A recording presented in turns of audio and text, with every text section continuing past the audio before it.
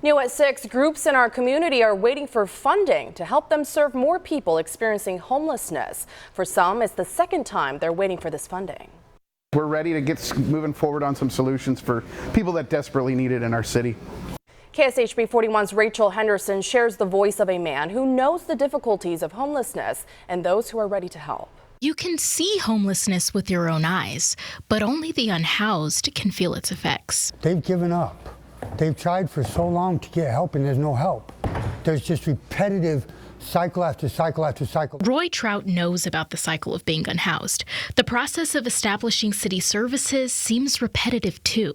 It's the second time Hope Faith's applied to build a 24/7 low-barrier shelter. It doesn't mean you can do whatever you want. However, what it does mean is you can come in as you are if you're safe to yourself and others. Doug Langner thought his group was getting the $7.1 million until the city reopened applications in April. I knew that there was a lot of problems the first time with approvals, and there were, neighborhoods that weren't backing it and things like that. And so when it came around this time, I asked for funding for all of the pieces. KK Osman runs Care Beyond the Boulevard. The group provides free medical care to Kansas City's unhoused.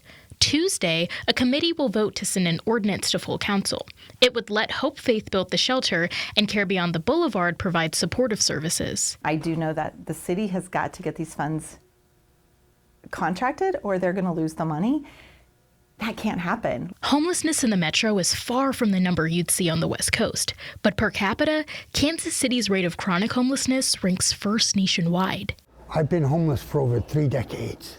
Over time, Roy's come to see shelter as a temporary solution. Overnight is great, but here's the problem. It takes the same amount of money to build housing.